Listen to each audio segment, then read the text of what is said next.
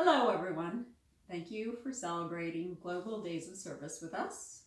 My name is Michelle Lapp and I work at Temple University in the Arboretum in Ambler. I'd like to do a little shout out to some of my friends at work. Kat, my fellow gardener, Ben, the plant guru, who's always there to answer my plant questions, and my boss, Kathy, who is also the director of the Arboretum and who gave me these fun and funky little socks.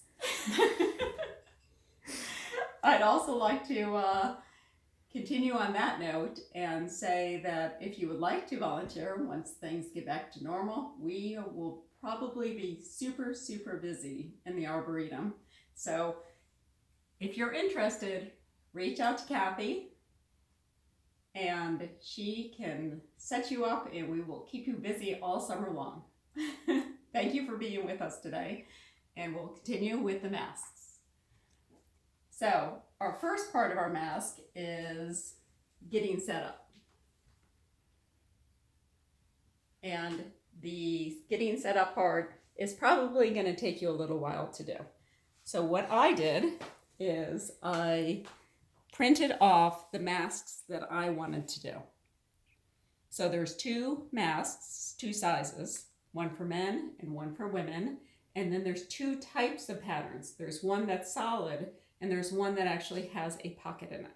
So you can actually put a little filtration level in it. So I printed them out on some old paper and cut them out, and then I traced them onto cardboard. So this cardboard is made out of an old gift box. However, you can use heavy paper, you can use a cereal box, it doesn't matter. But this is makes it a lot easier to be able to trace them. Just make certain you label what it is, if it's the lining, if it's the main fabric. So that will make things easier for you. Another thing you're going to need is different sized pencils or different. So this would be a great one to use for a dark fabric. It's more of a chalky surface. It's a little thicker. So what you're going to need is a thicker hole to sharpen it. And Fisker, of course, makes that. And a soft lead pencil works well. Or if you have one of these markers that will wash out, that works well. Secondly, you'll need thread. I find that cotton-covered polyester works really well in your sewing machine, and it runs well through your needle. The other products you will need are different types of cotton. 100% cotton is best, or maybe a cotton polyester. They're a little thinner, they're easier to work with. You can also use stretch fabric, but with a stretch fabric like a curtain, not a curtain, a t-shirt or a sheet that's stretchy, they're a little harder to work with, so that's up to you. I did it straight with easy peasy cotton. You can use a sheet, you could use an old shirt, and you will also need some type of ribbon or elastic to hold it onto your head. So this is the part that will be inserted around your ears. So here's an old thing of ribbon. I got it at the thrift shop for 50 cents and been waiting for something to do with it. You'll need some scissors. You'll need pins. Ouch. And to make things a little more organized for me is what I do is I lay a piece of fabric down, fold it in half, right sides together. That's the pretty sides go together. And then I trace each one of these little shapes out and put a pin in it. See how there's pins in the center? And then I cut them out. And the men's, I did label because I have both men's and women's size. So I could keep track of how many I had of each. And then next to the sewing part. So the first part that you actually sew on your material is going to be this rounded edge. So now you have two pieces. You have a lining and you have an outside piece. So you're going to have two different pieces. They're just a little bit different in size. So what I did is to just make it easy, as I just did a whole string of them together and then I cut them apart. So I went around this rounded edge and I just kept feeding the next section and the next section and the next section together. All right, so on to a little bit more of a demonstration. Here are our individual pieces. This is the liner and this is the main fabric. Sorry. So as you see, the liner is a little bit different in size than the main fabric. And that is because this little piece is going to make a little channel to hold the ribbon or elastic in. So I sewed them together like this. And then after that, the tricky part here is you've got to trim the seam because it's rounded and it will get these really bad gathers in if you don't trim it. And you got to trim it close. So I have a pair of pinking shears that fortunately my children didn't know where they were because they would be wrecked. And I also have these scissors, if this is just your straight scissors, if this is what you need. But you have to remember when you're using the straight scissors, there is one little trick that I've found out. And that is you're going to cut these little notches in like this. They're kind of like little triangles. Can you see that? So you're going to do about 5 of those. And what it's going to do is make it easier. So when you flip your piece like this, it will be just smoother. So as you can see, now you have these little front pieces. So then take that over to your ironing board. Oh, by the way, I usually keep a bag just to keep my little scraps in because otherwise things get really messy fast and disorganized. So what I found it's easiest is just go from the inside, from the top and the bottom, and you just want to just sew it down real. Get in there, press it out, pull it a little bit so you don't have too many creases, and it will, for the most part, smooth out. And if it doesn't, remember this is for functionality, not fashion. So it's not, just as long as it works, that's the main important part. All right, let's iron this side. And there you go. You can see these have these nice little crisp edges here. So it will actually smooth out a lot more. And then what you do is I take this piece and you want to put the good sides together, the sides that don't have the seam showing. So this side has the seam. This side does not have the seam. So we're going to put the good sides together, just like this. So we're matching up the 2 seams in the middle, the good sides together with the seams on the outside. Okay, so right here is a sample of what it looks like put together. And as you can see, the main fabric is a little bit bigger. And then you're going to put approximately 5 pins in there to hold it into place. It makes it a lot easier when you're going especially around this circle. Okay.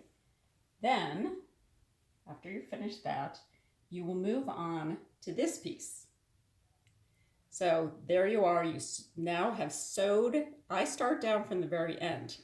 And the reason why I start at the end is that gives me an idea how much of a seam allowance I'm going to have.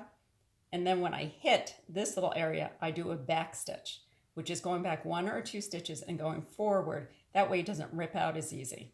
Because what we're going to do, and I've also found this a little easier, is I go back in with my pinking shears and just in the middle, not all the way to the edge, I trim off this little bit, and it makes it easier. Oops, well, there we go, we're getting there. So what that does is, once again, this top part is a curve. See how it's curved? And it will make it easier when you turn it inside out so it's smooth. smoothly sits down. And now I'm going to turn this piece inside out.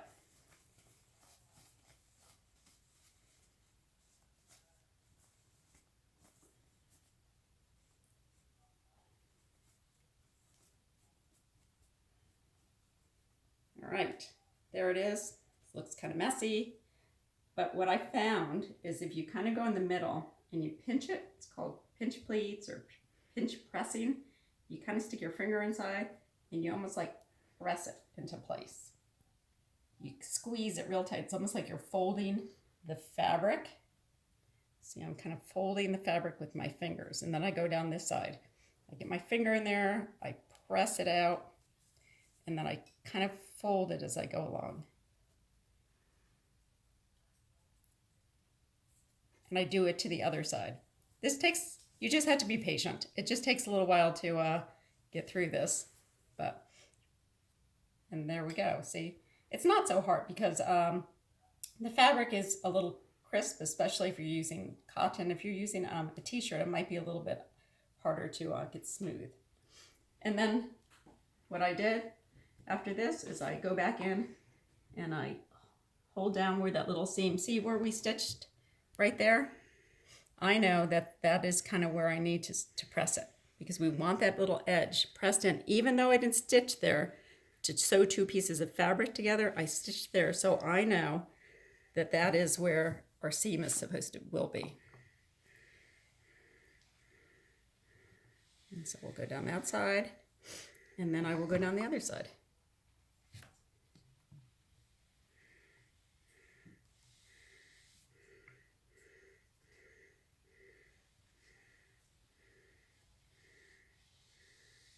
All right, and there you are. There is your mask. That's where you're at. So it's pretty nice. It's ready to go, except we have to do now the ear flaps. And they're actually quite easy. So put that down. And what I've done here is you're going to make two folds. Your first fold is you're going to fold that little ear flap in half. You're only going to fold it up to where the edge of the lining begins. And then you're going to pin it, just like I did here. And then you're going to iron it.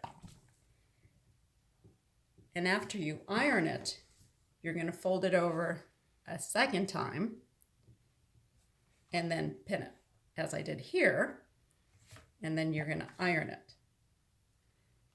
And this will make the little track area which your shoelace or your ribbon or your elastic works through. And then you're going to go up those little edges where you just folded it in, and you're going to sew a straight line as close to the edge as possible, not across the top and not across the bottom, just right down the center. And the last thing you're going to do is you're going to lace a piece of ribbon or elastic or whatever you have, because the problem is I found that there's no elastic on mine. So, whoops, this is not working very well. Just because I wasn't ready. I didn't cut out my ribbon. All right, well, one thing I need to do, but we're doing pretty good. Let's see. And don't worry, it takes a long time. Take your first, and definitely set up your station. Take your time. Make certain you have all your ingredients here, because it will take a while just to get to this position and get ready for it.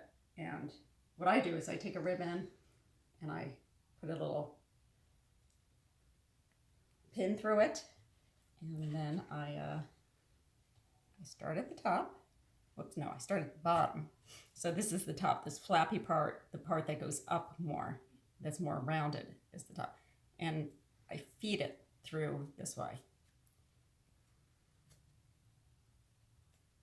Yes, the reason why I didn't do sewing today is the sewing part takes a long time.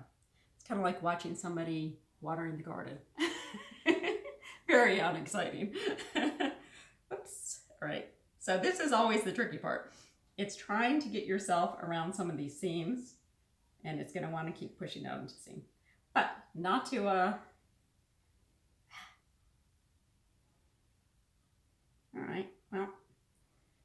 I'm certain that I can do it because I can feel where that little seam is, but the piece doesn't want to move around it. Wait, there we go. Finally. The hardest part, getting the ribbon through. That's the reason why you want to work as close to those edges as possible. The more space you have here, the better. Okay, and then what you're going to do in this case, now you can make 2 flaps, one for this side and then 1 string for this side, and then tie them individually around your ears, or do loops of elastic going around both sides. So that's another thing you can do. And then, and there we are. That one was easier to get through. And that is your mask. So my last thing is, I will show you how to put it on. It's pretty easy. It just takes a little getting used to it. And if you crumple up the sides a few times and wear it, you'll find out it's much easier. So just for the situation, I have to pull my hair back so you can kind of see what I'm doing. Let's get my hair back into some kind of ponytail. Okay, so you take your mask. I should cut off some of these little threads at the bottom. There we go. Take your mask, put it over your head, slide it up on both sides, put it over your nose, tighten it, and then put it behind your head. Whoops. So, I'm sorry. I had to put it over my ears. I was going to say, wait, it's going to stay up. Here we go. Okay, put it over my ears. Now I will pull it down, and now I can tighten it. All right, that's better.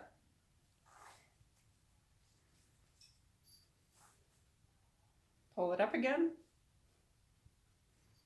Put your glasses over it, and you are ready to go. Thank you. Thank you for being with us.